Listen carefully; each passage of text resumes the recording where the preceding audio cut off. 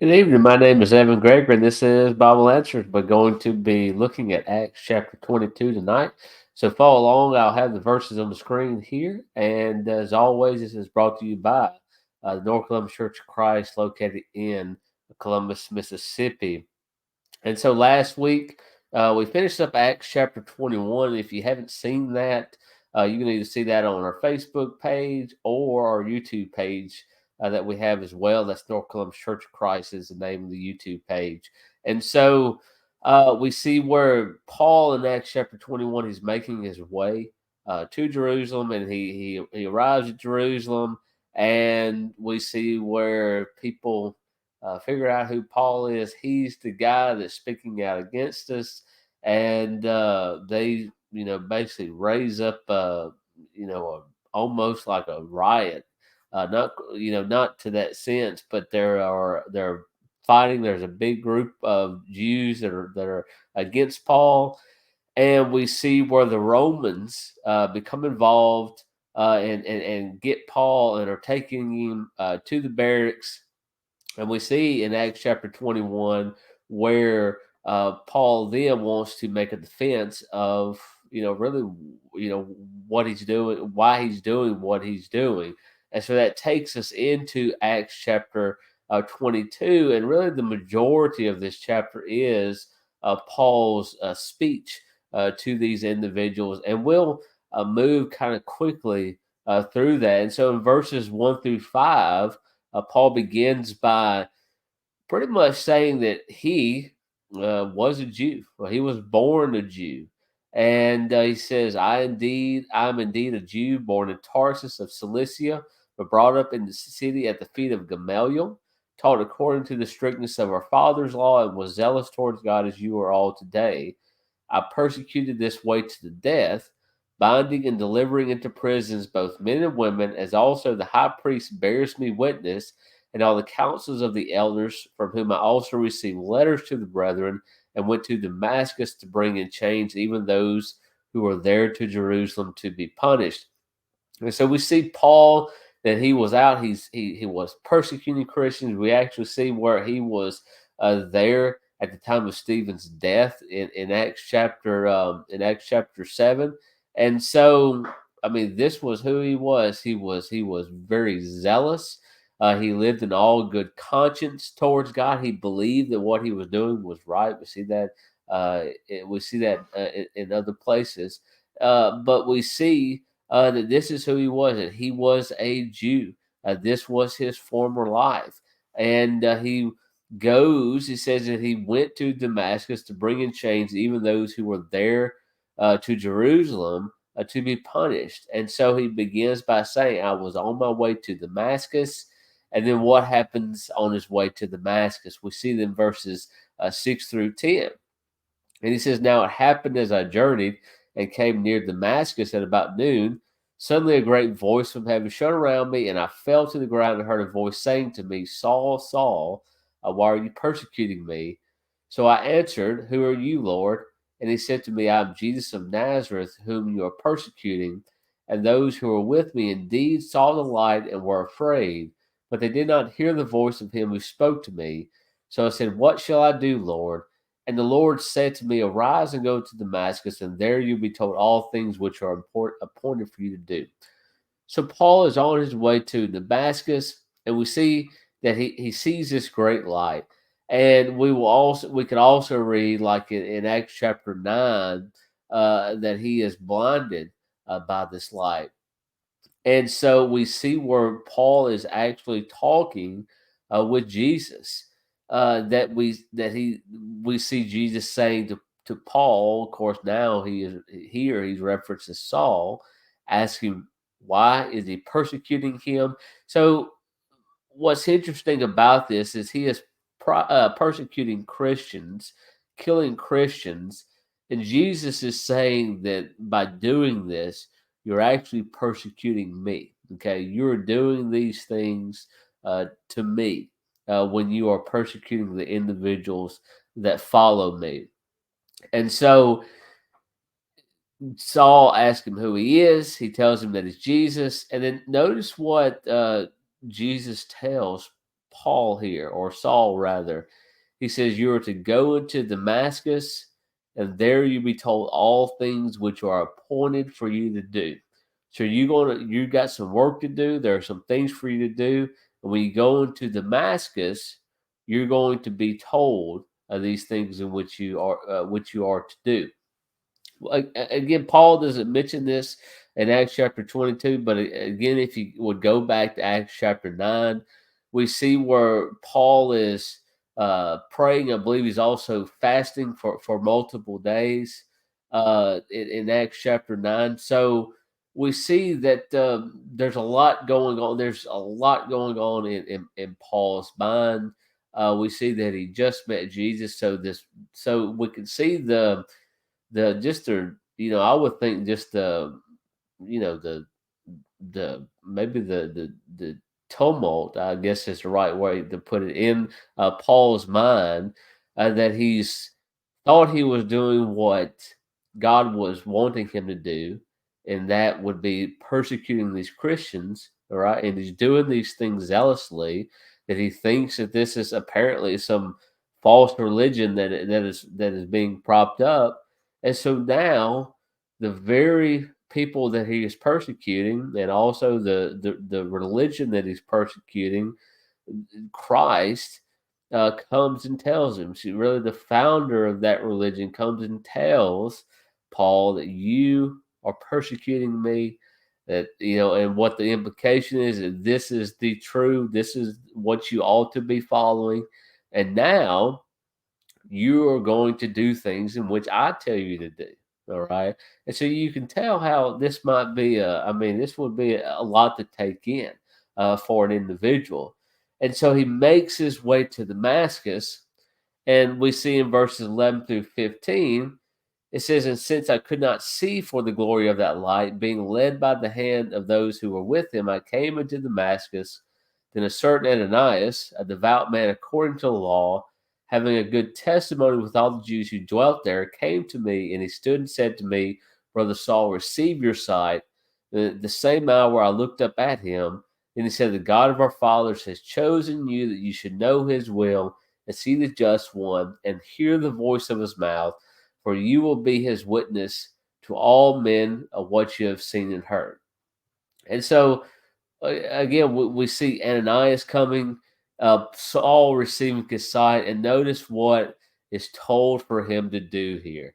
He says, God has chosen you to know his will, you and see the just one. So you've seen Christ, you've heard the voice of his mouth, and now you're going to be a witness to all men of what you have seen and heard. And again, remember the context of what's going on here. Paul is giving a defense of himself to the Jews who, ultimately want him. They would more likely want him dead. They would at least want him shut up and imprisoned because of what he is saying. And this man, as what we previously read, a persecutor of these Christians, has made this 180-degree change. He's completely different from what he was. And so when you think about what would it take to make an individual change like that, there had to have been some enlightening moment that took place, and this is that moment for Paul, that he actually seen Christ, he spoke with Christ, and again he is being told exactly what he must do here, that he is going to be a witness, and he was going to speak the word and do the will of God and know his will. And so that takes us to verses 16 through 21. And so God tells him what he's going to do, or rather, Ananias tells him what he's going to do. And then Ananias continuing, he says, "And now, why are you waiting? Arise and be baptized and wash away your sins, calling on the name of the Lord." Now it happened when I returned to Jerusalem and was praying in the temple that I was in a trance and saw him saying to me, "Make haste and get out of Jerusalem quickly, for they will not receive your testimony concerning me." So I said, "Lord, they know that in every synagogue I imprison and beat those who believe on you."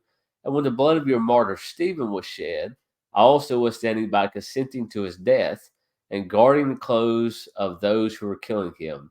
Then he said to me, Depart, for I will send you far from here to the Gentiles. So remember what has happened at this point. So Paul had spoke with Jesus. He saw a light. We see where he goes to Damascus. He's blind. He's also praying. And what we can see here is, by all accounts, Paul has believed what he had just seen. Okay. There's no, doesn't seem like here that Paul is questioning what's going on. There's not much conversation that he has with Ananias about what has all this happened. Paul seems pretty aware of what's going on at that point in time, and I think it's pretty plain to see that he believed that he had spoken with Jesus. He believes in him, and he, he has come to grips of what the truth is. But notice up until this point that, according to Ananias, and I think this is very interesting in chapter 16, up until this point, that Paul was still in his sins.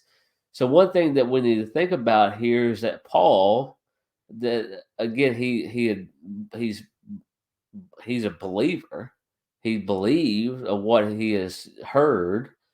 He believes in. I mean, he's seen Jesus, talked with Jesus, so he believes Jesus. Okay, and I think what you can see, and really what is going on in Acts chapter 9, that I think he's a repentant individual as well.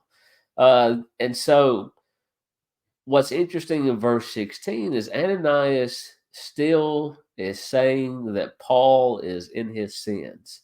Okay. In verse 16 it says, And now, why are you waiting? Arise and be baptized and wash away your sins, calling on the name of the Lord. Okay. So there was still something else for him to do. Remember, Jesus said he was going to, once he got into Damascus, he was going to be told all that he was appointed to do. Okay. And this was part of it. So he was still in his sins. And how do we wash away the sins here? According to Ananias, it was baptism, that one had to be baptized in order to wash away your sins. So there was something else that he needed to do. Okay. So Ananias didn't tell him to say a prayer. Ananias didn't say, well, you don't really have to do anything. I mean, you're already a Christian. You're already a believer. You already have your sins washed away. No, that's none of that here. He says you're still in your sins, and you still have to do something in order to wash away your sins. And another thing that we need to look at here is, he says, Rise and be baptized and wash away your sins, calling on the name of the Lord. Okay, so we see the baptism, and we also see the calling on the name of the Lord, kind of all interconnected here. And I can't remember the exact verse, but in reference to baptism, it is said that it's an appeal of a good conscience towards God. And so there's this appeal that is being made to the Lord when one becomes baptized as well. And so I think this is what's being described as, is when one is being baptized, that they're calling on the name of the Lord here. Okay. And so he tells him what he needs to do in order to have their sins washed away.